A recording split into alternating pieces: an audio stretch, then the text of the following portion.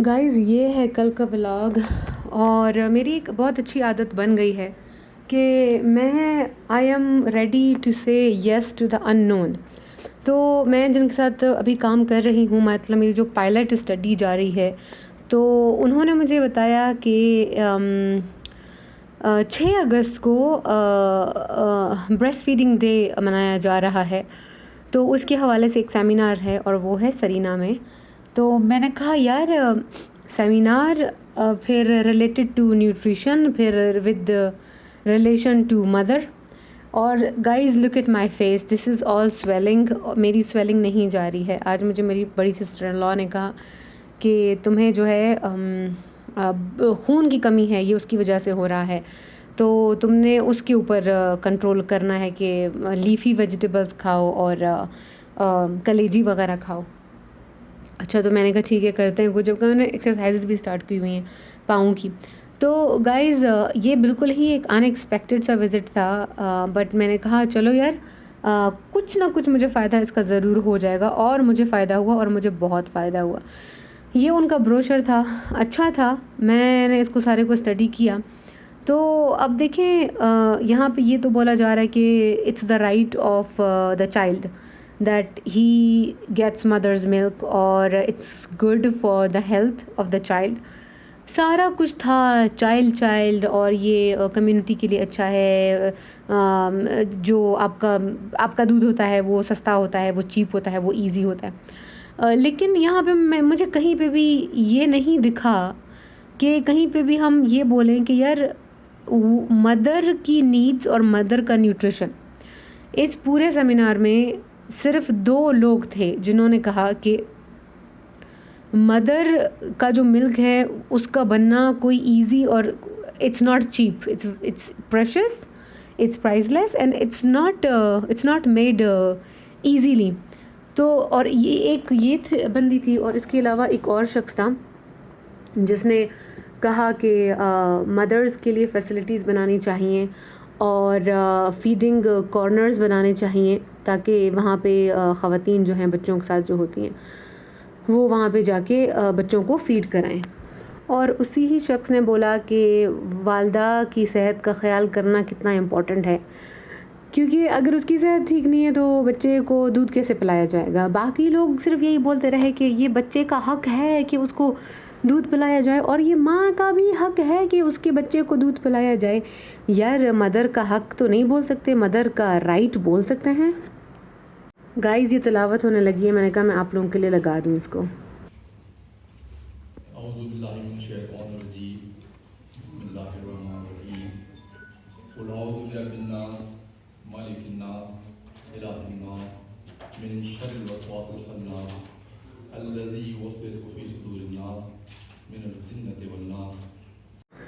तो गाइज़ यहाँ पे 1 बाय 1 लोग आते गए और उन्होंने अपने ख़यालात का इज़हार किया। काफ़ी लोगों ने स्पीचेस लिखी हुई थी, जैसे ये बंदे हैं और ये बहुत बड़े सरकारी लेवल पे ये बहुत बड़े बंदे हैं। 1 बाय 1 ये लोग आते गए और उन्होंने कहा कि ये कितना इम्पोर्टेंट है और इससे ख़ानदान स्ट्रॉन्ग होते हैं और इससे मुल्क स्ट्रॉन्ग होते हैं।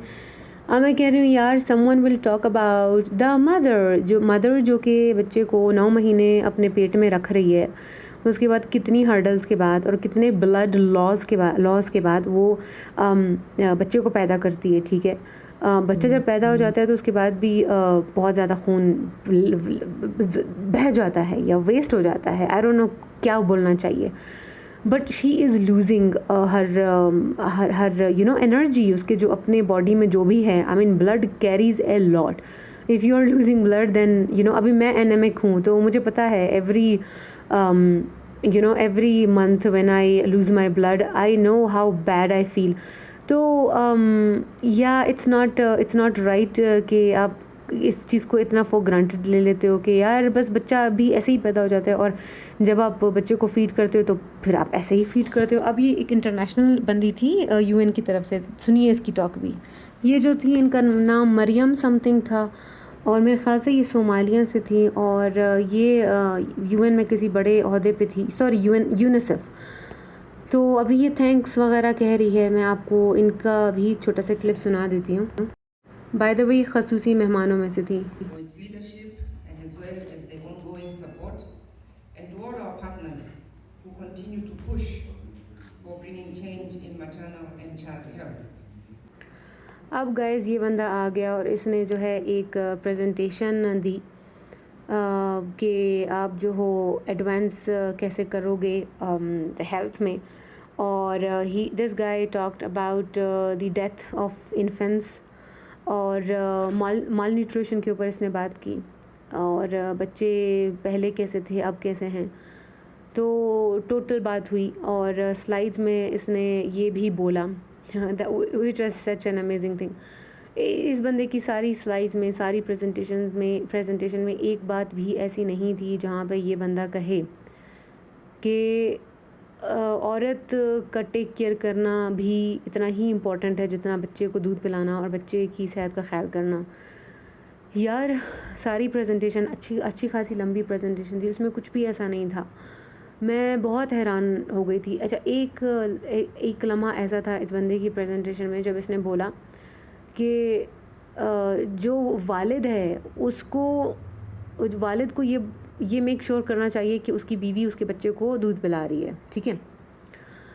नाउ यार आप ये क्यों नहीं डालते हो, एक बुलेट पॉइंट ही डाल दो कि वालिद एक औरत उसके हस्बैंड के लिए ये भी एक कंपलसरी चीज़ है कि वो अपनी बीवी के न्यूट्रिशन का, उसके खाने पीने का, उसके आराम का, उसके मेंटल, उसके फ़िज़िकल हेल्थ का और उसके साइकोलॉजिकल हेल्थ का भी ख्याल करे।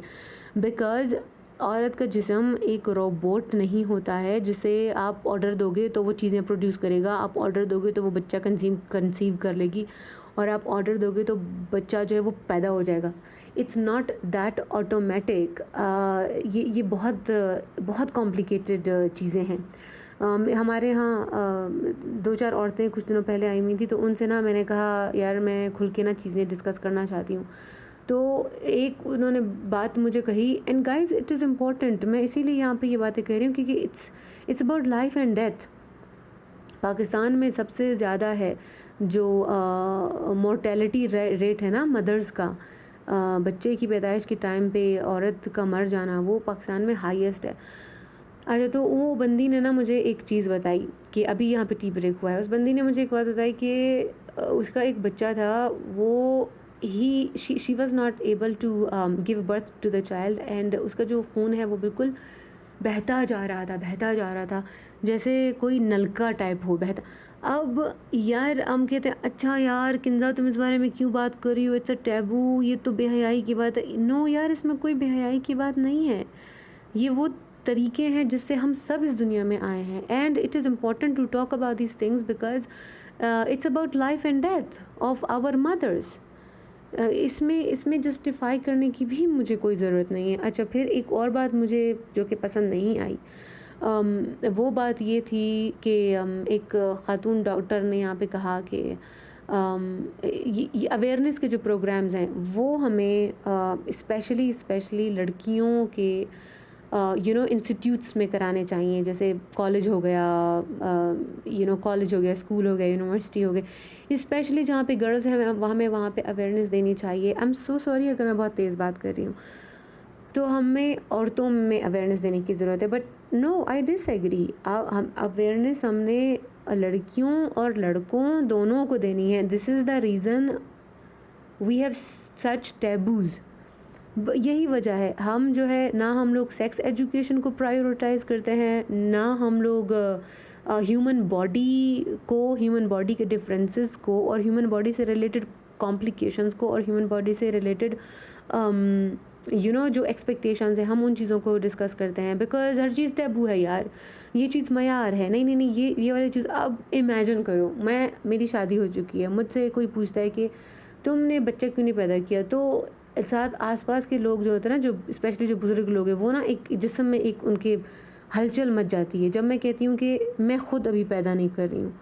तो उनके लिए ये एक्सेप्टेबल नहीं है सुनना कि यार ये कैसे बोल रही है। बट यार इसमें क्या बुराई है अगर एक इंसान कहता है कि यार इट्स प्लान्ड, कि मेरा कंसीव ना करना इट इज़ प्लान्ड, एंड मैं तो अपने जायज़ हलाल शौहर की बात कर रही हूँ, फिर भी तुम लोगों के लिए ये चीज़ अनकंफर्टेबल है। अब मसला इन चीज़ों से ये होता है कि आप जब जायज़ चीज़ों के ऊपर भी इस तरह की दीवारें खड़ी कर देते हो, तो फिर एक औरत या उसका बेचारा हस्बैंड वो फिर कुछ भी बताने के लिए बहुत हेजिटेट करेगा, बहुत ज़्यादा सोचेगा। तो ये वाले जो रियलिस्टिक प्रॉब्लम्स हैं उनको हमें आम आम चर्चा उनकी करनी चाहिए। अच्छा, एक और बात यहाँ पे इन्होंने कही कि पोलियो और फैमिली प्लानिंग, ये दोनों चीज़ें एक फोरबिडन सब्जेक्ट है। यहाँ पे लोग जो जिरगे वाले लोग हैं, जो सरदार नवाबी सिस्टम है और जो मुल्ला सिस्टम है, वो इन चीज़ों दोनों को, पोलियो और फैमिली प्लानिंग, इन दोनों को रेजिस्ट करते हैं। अब यार बात यह है कि अगर एक औरत के जिस्म में इतना खून ही नहीं है कि वो बच्चे को अपने पेट में ठहरा सके, तो हम कैसे उसे बच्चे पे बच्चा दे सकते हैं?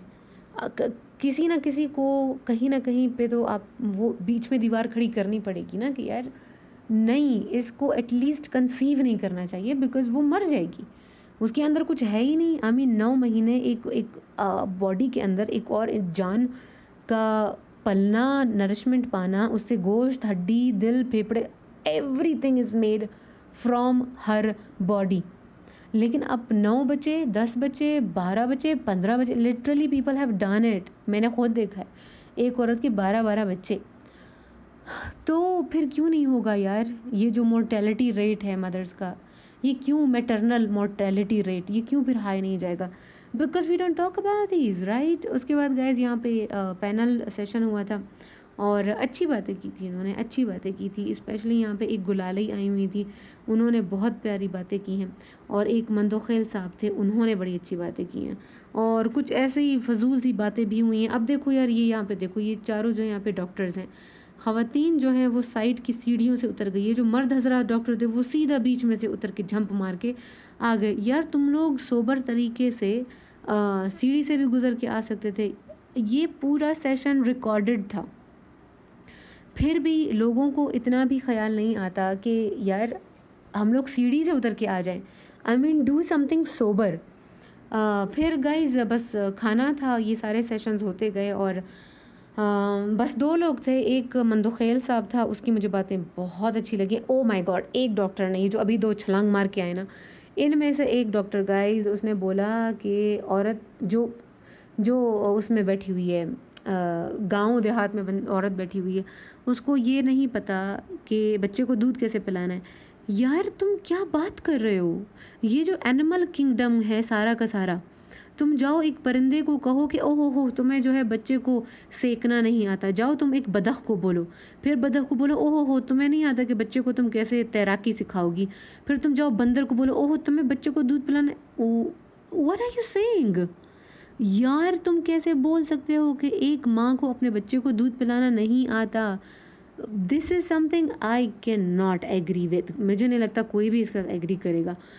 फिर एक बंदे ने सवाल पूछा कि यार ये तो आप कैसे बोल रहे हो कि एक औरत को अपने बच्चे को दूध पिलाना, ये तो उसकी फितरत में है। जब उसने बच्चा पैदा कर उसको तो उसको ही आता है। लेकिन you know it is a propaganda कि वो फार्मूला दूध भी ले लो, डॉक्टर जो बोलेगा वही ठीक होगा, फिर डॉक्टर बोलेगा नहीं ऐसी पोजीशन करनी है, ऐसी पोजीशन करनी है, फिर बच्चे को दूध पिलाना है।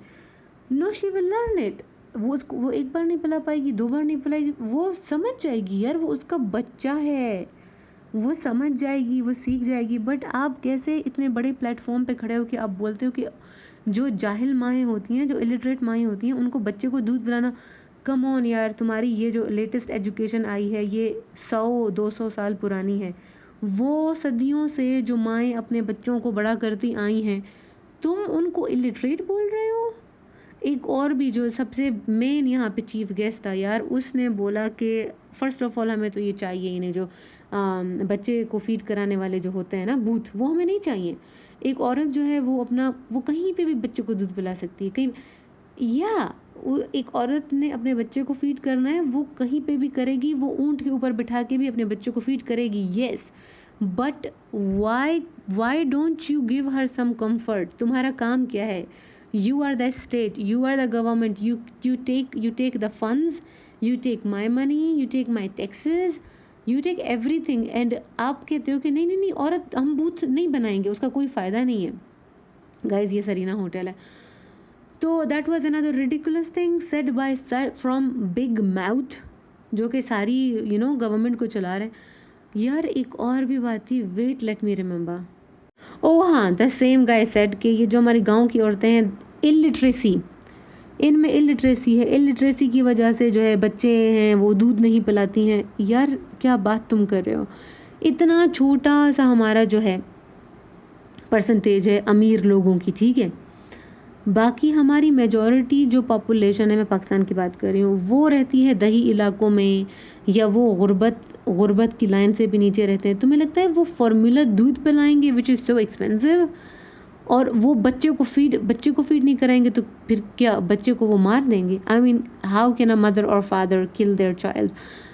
यार इतनी रिडिकुलस बातें, बस मैं सुन रही थी। मैंने कहा यार okay good, I learned a lot. मैंने जो है बहुत अच्छे से मुझे पता चल गया कि लोग क्या सोचते हैं, व्हाट आर देयर ओपिनियंस। तो इट वाज गुड, मुझे मज़ा आया। उसके बाद गाइस अब यहाँ पे मैं जो हूँ सरीना में थी, सरीना से फिर मैं निकल के अपने प्यारे भाई की तरफ जा रही हूँ, मेरा प्यारा भाई लाजन मोर।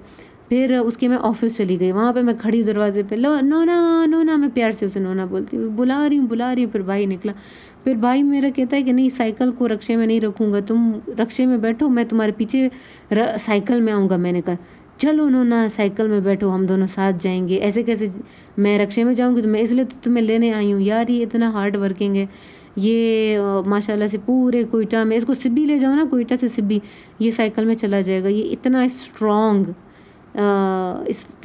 है फिज़िकली एंड मेंटली माशाल्लाह। और इसने साइकिल में मेरे को भी बहुत चक्कर दिलाएं। तो मैंने कहा नहीं यार, मैं घर आ रही थी, तुम्हारा ऑफिस बिल्कुल नज़दीक था, तो मैं आ गई तुमको लेने के लिए। फिर गाइस रास्ते में मैंने एक डॉगी देखा, फिर मैंने एक गार्ड बाबा देखा, फिर मैंने एक छोटा सा बच्चा था, उसको बोला पानी दे दो, फिर मैंने इन सबको टिप दी। फिर मेरे भाई ने कहा कि नहीं अभी मैं जाऊँगा दूध लेके आऊँगा, ड्रॉप मी हेयर। मैंने कहा नहीं, रक्शे में ही जाएंगे, दूध लेंगे और फिर घर जाएंगे। नहीं तुम घर अभी नहीं जा रहे हो, तुम कहीं भी नहीं जा रहे हो, यार इतनी गर्मी है। तो मैंने भाई को बोला नहीं, you are coming with me to home,